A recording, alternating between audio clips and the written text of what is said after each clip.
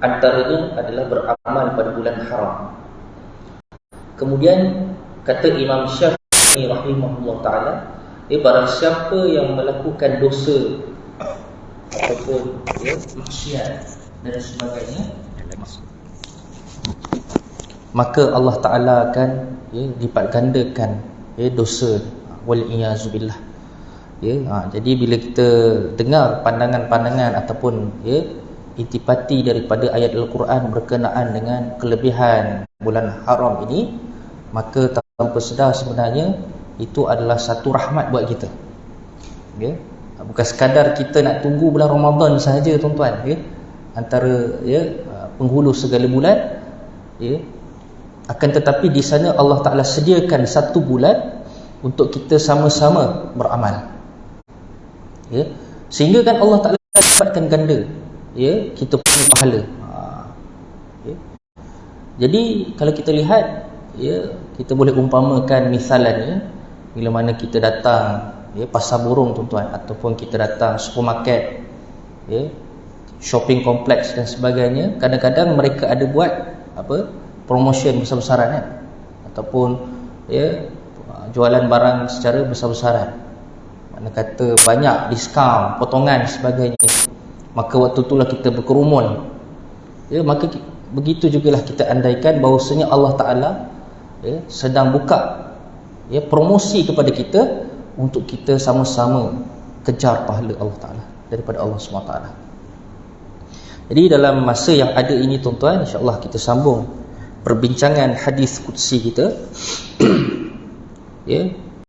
daripada karya Imam Mulla Ali Al-Qari rahimahullah ta'ala, yang membincangkan hadis-hadis qudsi yang mana kita telah sebut, iaitu hadis qudsi ini kata ulama, antaranya Allamah Dr. Nuruddin Aitir, seorang ulama Syria, ulama hebat, rahimahullah ta'ala, telah meninggal dunia. Beliau menyatakan hadis qudsi ini adalah hadis yang didisbahkan kepada Nabi, tetapi baginda sandarkan kepada firman Allah Ta'ala. Macam tu. Cuma bezanya apa, tuan-tuan? Bezanya hadis qudsi ini, walaupun Nabi kata sebut sebagai firman Allah, bezanya hadis ini tidaklah seperti kelebihan Al-Quran, yang mana Al-Quran ini bila mana dibaca, boleh diamalkan ketika kita solat, dan boleh bawa pada tilawah sebagainya semasa kita solat dalam bacaan surah. Berbeza dengan hadis, yang mana hadis qudsi ini walaupun meskipun ia adalah firman daripada Allah SWT, cuma ia tidak boleh dibawa kepada solat. Manakala Al-Quran diturunkan menerusi perantaraan Jibril, berbeza dengan hadis qudsi, boleh jadi dia datang menerusi wahyu daripada Jibril alaihissalam, ataupun daripada mimpi baginda Nabi SAW, ataupun semasa tidur baginda Nabi SAW. Jadi itu antara bentuk-bentuk wahyu yang didatangkan kepada baginda Nabi SAW. Macam tu juga dengan mimpi Nabi Ibrahim, kan? Diperlihatkan dia anni azbahuka fanzur maza tara, kan? Iaitu diperlihatkan aku sembelih untuk sembelih Nabi Ismail, kan? Maka kata Nabi Ismail, buatlah sebagaimana if'al ma tu'mar, kata Nabi Ismail. Wahai bapaku, buatlah sebagaimana diperintahkan. Satajiduni insyaallah minas sabirin, nescaya engkau akan dapati aku ini antara hamba Allah Ta'ala yang bersabar menerima perintah Allah SWT. Jadi kita tengok mimpi daripada Nabi ini adalah wahyu. Begitu juga dengan Nabi Muhammad SAW. Manakala Al-Quran ini boleh dibaca, sah dibaca dalam solat, tidak demikian dengan hadis.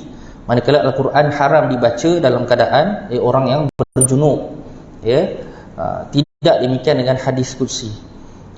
Manakala Al-Quran pula siapa yang membaca mendapat 10 pahala bagi setiap huruf, berbeza dengan hadis qudsi, walaupun nama hadis qudsi itu perintah ataupun firman daripada Allah SWT. Jadi kita sampai kepada hadis yang kelima, kita pernah sebut sebelum ini, iaitu iaitu an Anas radhiyallahu anhu qala sami'tu an-nabi sallallahu alaihi wasallam yaqul qala Allah subhanahu wa ta'ala idza ibtalaitu 'abdi bi habibatayhi fasabaru awaqtuhu minhumal jannah yurid 'ainaihi rawahu Ahmad wal Bukhari. Ya, daripada sahabat baginda iaitu Sayyidina Anas radhiyallahu anhu, sesungguhnya aku mendengar Rasulullah SAW bersabda bahawasanya Allah Ta'ala telah berfirman. Ini disebut kan, lafaz hadis ni, Allah Ta'ala berfirman, iaitu Allah Ta'ala kata apa? Apabila aku yakni Allah menguji hamba-Ku dengan diambil kedua-dua kesayangannya, bihabibataihi, merujuk kepada apa tuan-tuan? Kedua-dua kesayangannya merujuk kepada kedua-dua biji matanya. Maka aku akan menggantikan kedua-duanya dengan balasan syurga. Ya, maksudnya Allah Ta'ala akan gantikan dengan bila mana Allah Ta'ala uji seseorang itu dengan kedua-dua matanya, maka Allah Ta'ala gantikannya dengan syurga. Ya. Ini merujuk kepada apa tuan-tuan? Merujuk kepada fizikal seseorang itu. Fizikal seseorang itu yang mana barangkali dia lahir dalam keadaan berbeza berbanding orang kebiasaan normal, iaitu tiada ataupun tak dapat melihat. Lalu diuji dengan penglihatan tersebut. Tak kala orang lain boleh melihat, dia tidak melihat. Maka hadis ini menceritakan fasabar, lalu dia bersabar. Dan sabar ini dia nisbah kepada di dunia. Dia sabar sepanjang masa. Maka dia sebenarnya telah menempah syurga Allah SWT. Ini menunjukkan apa? Walaupun meskipun dia ada kesusahan di dunia, tetapi Allah Ta'ala balas kesenangan di akhirat. Kesenangan di hari akhirat. Itu hebatnya tuan-tuan. Hadis ini memberi motivasi kepada sebahagian para sahabat. Kan? Kita tengok kisah Abdullah bin Ummi Maktum kan? Dia ni buta kan? Allah Ta'ala tarik penglihatannya, tetapi dia ingin mendengar wahyu daripada Allah Ta'ala. Dia ingin mendengar daripada wahyu Allah SWT, sehingga kan sebahagian ayat Al-Quran turun kerana dia. Turun sebabnya. Kisah apa tuan-tuan? Satu kisah yang mana baginda Nabi SAW waktu itu bersama dengan golongan VVIP Mekah. Beberapa golongan yang pembesar Mekah, yang masa itu Nabi SAW sedang memberi kefahaman tentang Islam, ajaran Islam sebagainya. Lalu datanglah seorang lelaki yang buta. Siapa dia tuan-tuan? Inilah dia, Abdullah bin Ummi Maktum. Lalu baginda Nabi SAW berpaling daripada kehadiran Abdullah bin Ummi Maktum, sehingga Allah Ta'ala menegur baginda Rasulullah SAW dengan turunnya firman Allah Ta'ala dalam surah Abasa.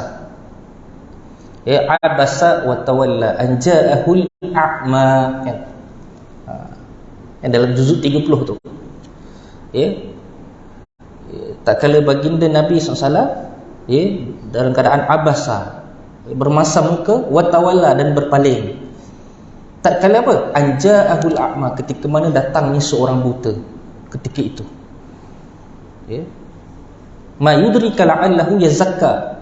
Tidaklah pemuda tadi ataupun lelaki ini tidak ingin apa-apa melainkan hanya yazakka, mensucikan dirinya dengan dekat kepada Allah Ta'ala, mendengar suruhan daripada Allah SWT. Nampak tak tuan-tuan? Rupanya Nabi SAW pun pernah ditegur. Apa hikmah dia tuan-tuan? Hikmahnya adalah Al-Quran ini bukan ciptaan baginda Muhammad SAW. Kan? Di situ. Orientalis semua dia duk sandarkan kata Al-Quran ini macam mana pun dinisbah kepada rekaan ilmu daripada Muhammad. Tu golongan orientalis, golongan sesat. Dia cuba nak kaburkan manusia ini daripada dekat dengan kebenaran Al-Quran. Jadi mereka cuba menipu yang mengatakan bahawasanya Al-Quran ini daripada rekaan Nabi Muhammad. Maka disandarkan bahawasanya agama Islam ini adalah disandarkan sebagai Muhammadism, istilah mereka lah, agama rekaan Muhammad. Sedangkan wahyu ini datang daripada Allah SWT. Ya. Sebab itu Nabi SAW dia menerima proses pentarbiahan daripada Allah SWT. Proses takdib, proses tarbiyah, peringkat demi peringkat Al-Quran diturunkan satu demi satu kan, secara beransur-ansur, diselangi dengan beberapa peristiwa kan. Datang dia wahyu, ada dia berkaitan dengan beberapa peristiwa. Maka itulah dia Al-Quran, membentuk Rasulullah SAW juga secara tidak langsung. Sebab Nabi SAW pernah berkata, Adabani Rabbi, sesungguhnya aku ini telah diadabkan oleh Allah Ta'ala. Fa ahsana ta'dibi, maka aku punya kelakuan menjadi lebih baik. Sedangkan baginda Muhammad SAW itu memang setinggi-tinggi akhlak itu tu. Ni hebatnya.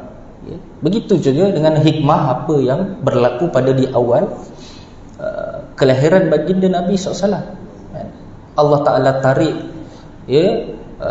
umur, tarik nyawa bapanya Abdullah, kemudian daripada itu ibunya Siti Aminah, disusuli pula dengan atuknya Abdul Muttalib yang menjaganya, yang merupakan cucu kesayangan. Ini menunjukkan apa? Yang mana Al-Quran itu tidak ada campur tangan langsung daripada manusia. Dan Nabi SAW itu dididik oleh Allah Ta'ala dalam keadaan tidak ada campur tangan daripada mak ayah. Nanti orang berkata, sebenarnya Muhammad ini dah pandai dah sejak ayah dia lagi ada, ayah dia jaga. Tengok, rupanya ada hikmah ulama bincang kenapa diwafatkan bapa dengan ibunya baginda Muhammad sallallahu alaihi wasallam. Dan kalau kita tengok ujian demi ujian ini juga sebenarnya memberi satu kekuatan kepada kita. Bukan senang tuan-tuan bila hilang 2 biji mata tuan. Satu biji mata tu pun kita rasa macam masya-Allah. Sukar kita nak ganti dengan walaupun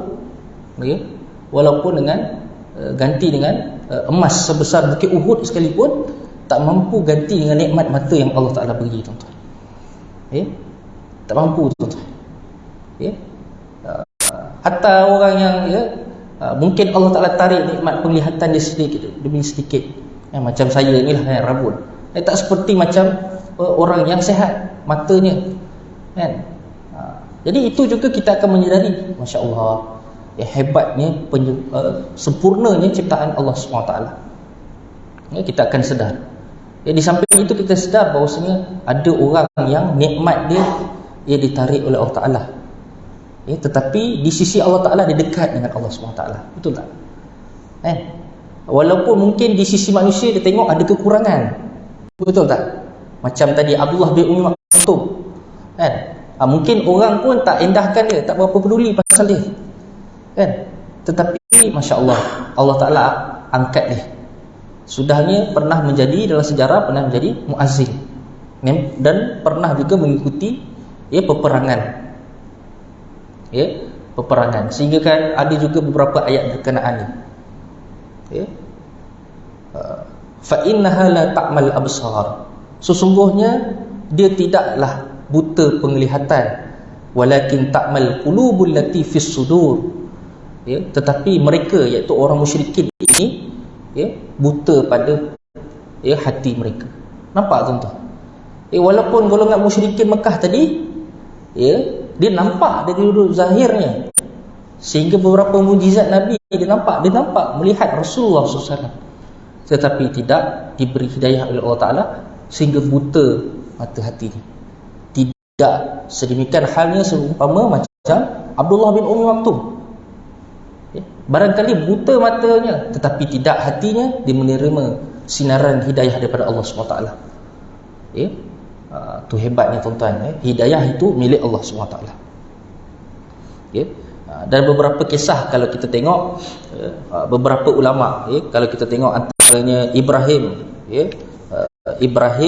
Al-Harbi, seorang ulama yang hebat, yang mana dia ni adalah setanding, orang kata ya, seolah-olah dia disamakan dengan Imam Ahmad bin Hanbal, ulama mazhab Hanbali. Siapa Ibrahim Al-Harbi ini tuan-tuan? Ya, dia adalah murid kanan Imam Ahmad bin Hanbal. Ya, yang mana sejak kecil Ibrahim Al-Harbi ini hidup dalam kemiskinan. Ulama ya, dalam kemiskinan ya, sehinggalah dia berterusan sehingga meninggal dunia dalam keadaan miskin, tak mempunyai harta. Akan tetapi kedudukannya sangat hebat, punya ilmu, murid kanan pada Imam Ahmad. Beliau lalu tinggal bersama dengan ibu dan kakak perempuannya ya. Selepas menikah beliau pula memiliki 2 orang anak ya. Walaupun beliau ini hidup dalam serba kekurangan, tetapi satu watak yang ada pada Ibrahim Al-Harbi ini adalah dia tidak pernah mengeluh ya. Ni ya, satu sikap yang sebenarnya kita boleh contoh ya. Dia tidak mengeluh akan takdir yang berlaku pada dirinya ya, walaupun miskin sejak kecil. Ya, bahkan dia pernah kata apa? Aku tidak pernah mengeluh kepada ibu dan kepada kakak aku, mahupun pada isteri dan anak perempuan aku ya. Jika aku sakit dan demam sebagainya, aku akan merahsiakan kesusahan daripada orang lain ya. Bahkan aku pernah menderita sakit di kepala selama 45 tahun. Dia cerita tentang diri dia. Namun aku tidak pernah memberitahu sesiapa pun. Salah satu daripada mataku tidak boleh melihat. Nampak? Ini kita cerita tentang mata tadi ya? Salah satu mata aku tak boleh melihat selama 20 tahun. Namun hal demikian tak ada seorang pun tahu keadaan fizikal aku ya? Sehinggalah ya, aku menghabiskan 30 tahun daripada usiaku hanya dengan memakan 2 keping roti saja. Masya Allah, ni zuhud ya, 2 keping roti saja tuan-tuan. Jika ibu atau kakak aku memberi, maka aku akan makan. Jika tidak, aku akan bersabar sehingga esok hari ya. Inilah dia tuan-tuan ya. Contoh yang disebutkan oleh Imam Ibrahim Al-Harbi, murid kanan Imam Abu Hanifah rahimahullah ta'ala ya. Dia tidak mementingkan pandangan manusia kepada dirinya ya. Kita kadang-kadang terlalu pentingkan mungkin ya, kita lihat apa yang orang cakap sebagainya. Demikian juga dengan Nabi Yusuf alaihissalam tuan-tuan. Bagaimana dalam keadaan kecil, semenjak dia muda ya, dia telah dibeli dengan harga yang murah ya, dengan harga yang murah. Disebutkan dalam Quran, wasyarauhu bisamanin bakhsin darahami ma'dudah wa kanu fihi minaz zahidin ya. Ya, yang mana Nabi Yusuf ini ya, telah ditipu, diperdaya, dikhianati oleh saudara-saudaranya, adik-beradiknya ya, sehingga ditinggalkan ya, di kawasan ya, hutan ataupun ya, semak sebagainya ya. Sehingga kan apa tuan-tuan, ada orang yang jumpa ya, ada beberapa pedagang ni jumpa, ambil dia, kutip dia tuan-tuan, Nabi Yusuf ni ya. Sehingga kan ya, dia dijual hanya dengan beberapa dirham, wasyarahu ya, bisamanin bakhsin darahim, dengan beberapa dirham saja ya. Kerana apa? Dia tidak dipandang tinggi oleh masyarakat waktu itu.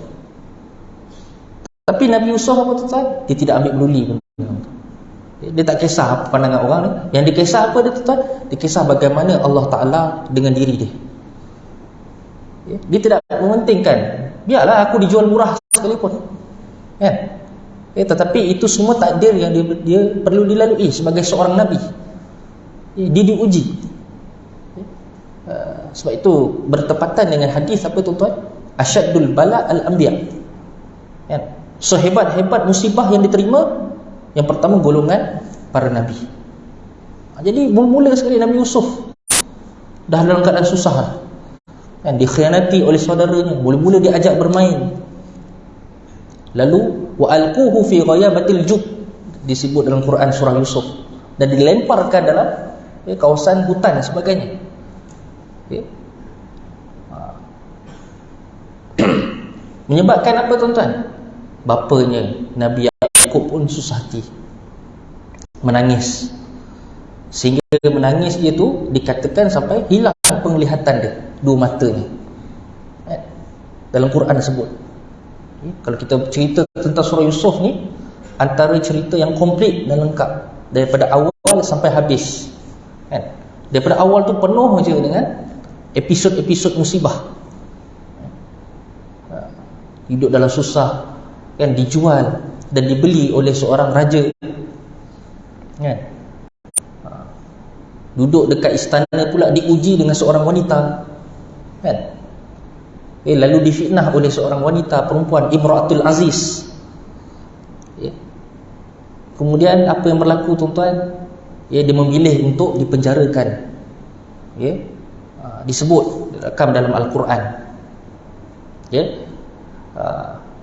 Aku lebih suka dipenjarakan,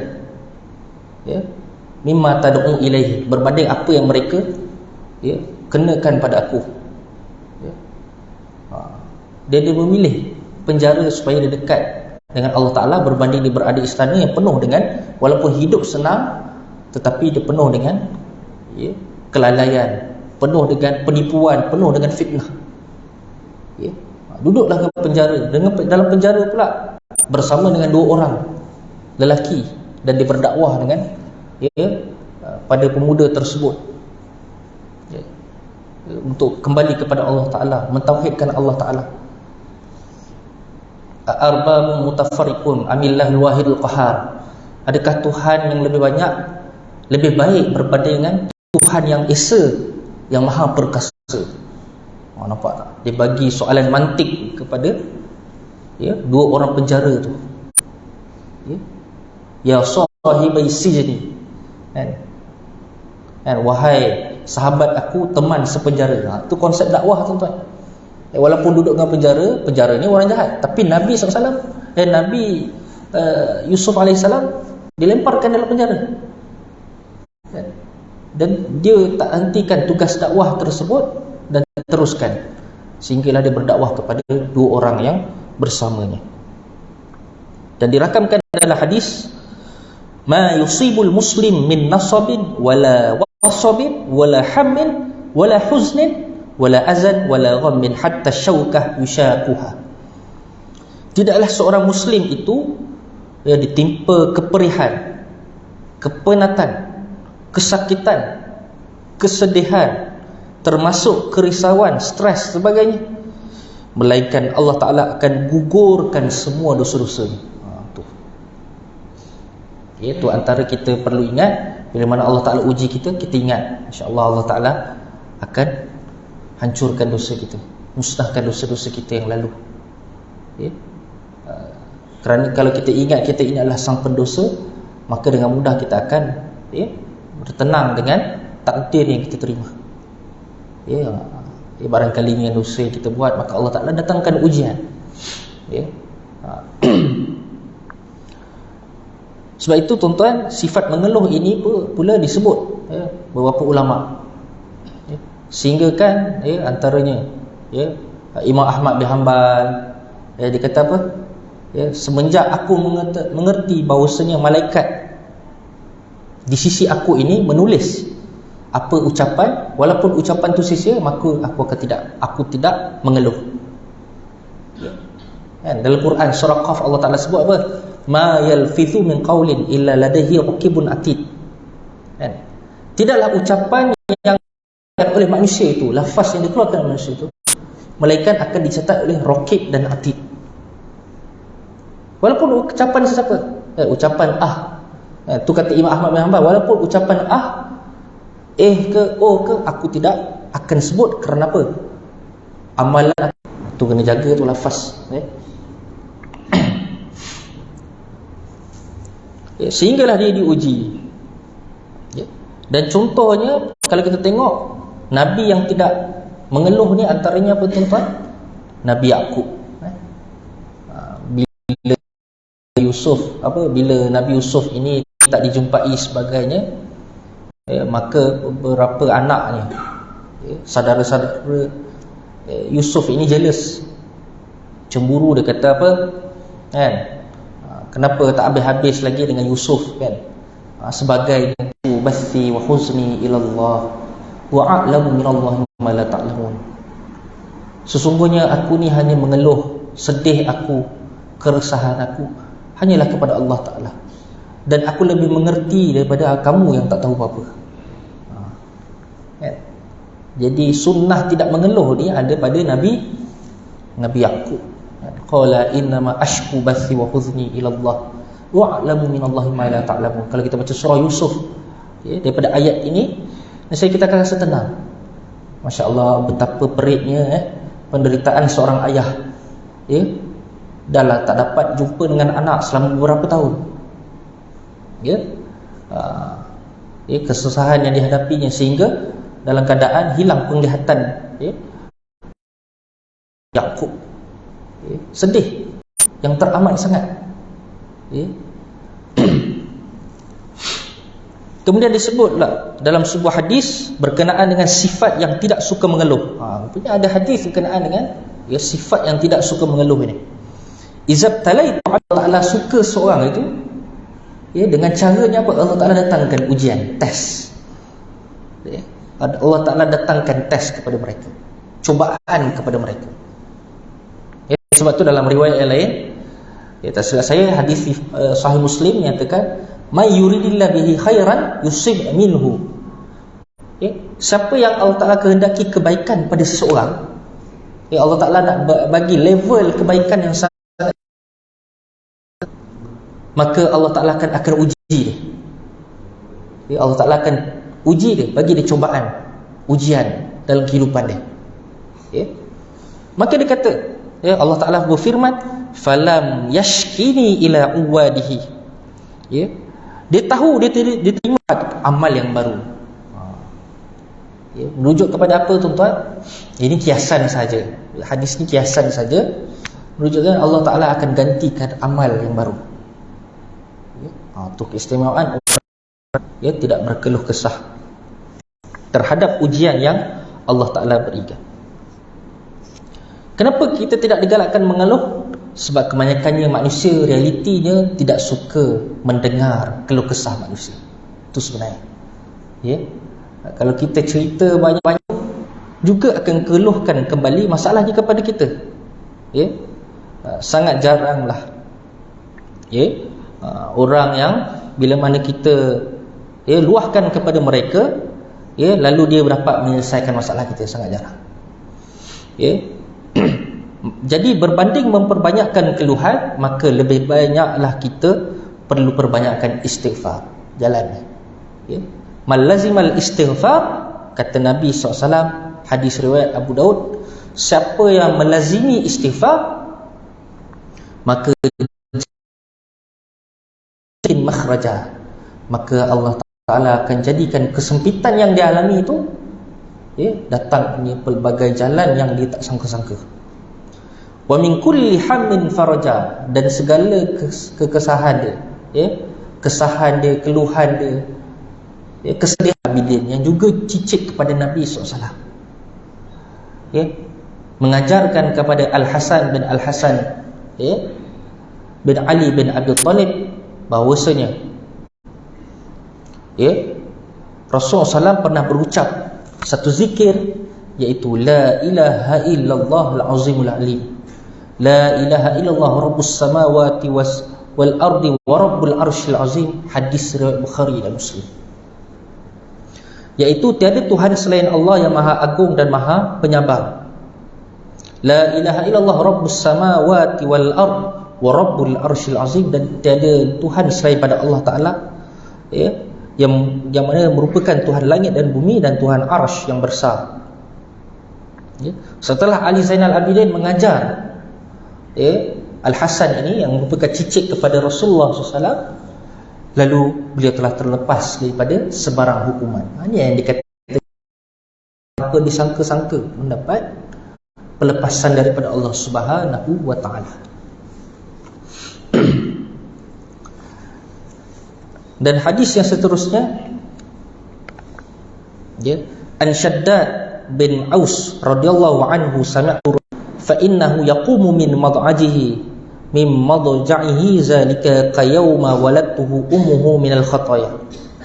Wa yaqulu rabbu tabaraka wa ta'ala lil hafazah inni qad qayyadtu 'abdi hadza wa ibtalaituhu fa ajru lahu ma kuntum tujruna lahu wa huwa sahih. Hadis riwayat Ahmad.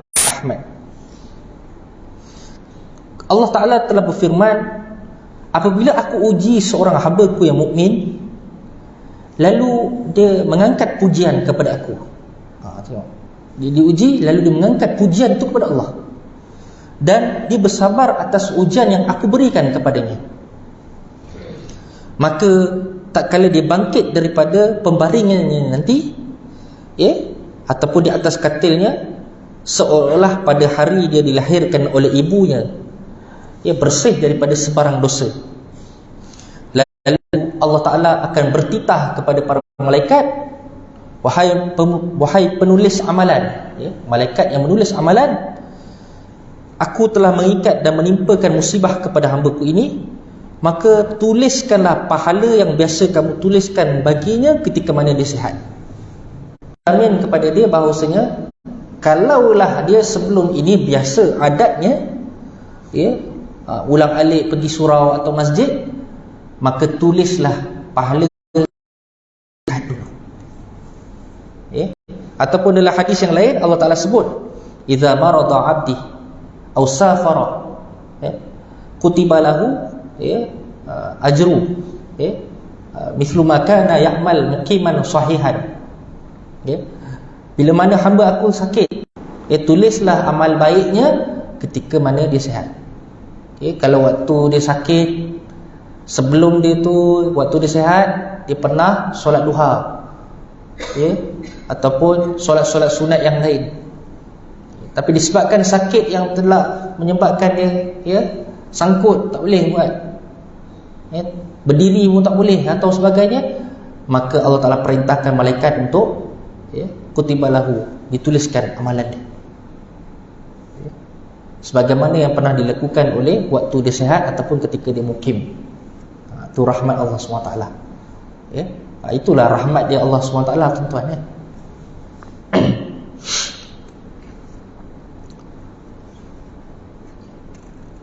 Sebab tu tuan-tuan, kalau kita tengok, kata Imam Ghazali rahimahullah ta'ala, dia pesan pada kita, gunalah kesempatan. Kalau perlu kita berpeluh, tak apa, biarkan peluh. Sebab apa tuan-tuan? Sebab ke akhirat esok kita takut berpeluh kerana dosa. Waliyahzubillah. Ada beberapa yang disebutkan oleh Imam Ghazali rahimahullah ta'ala, akibat dosa-dosa yang dia pernah dilakukan waktu di dunia. Jadi kata Imam Ghazali, kalau nak kurang berpeluh di akhirat, maka banyakkanlah peluh di dunia ketika mana kita lakukan amal kebaikan. Kalau jauh datang surau sebagainya pun tak apa, berpeluhlah, walaupun mungkin panas-panas nak datang ke surau demi solat jemaah, tak apa, berpeluhlah, kerana esok hari kiamat, Allah Ta'ala ceritakan dalam banyak hadis bagaimana manusia-manusia ini diseksa, antaranya apa, diseksa peluh dia sendiri dengan keadaan dia lemas. Ada dalam keadaan mungkin banjir sampai ke lutut, dalam hadis ceritakan. Ada yang sampai ke pinggang dia, dan ada yang sampai ke hidung dia. Macam mana kita nak gambarkan?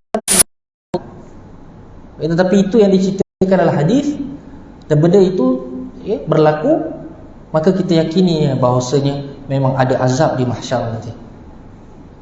Belum sampai neraka lagi dah ada azab dah, ada nikmat kubur, ada azab kubur.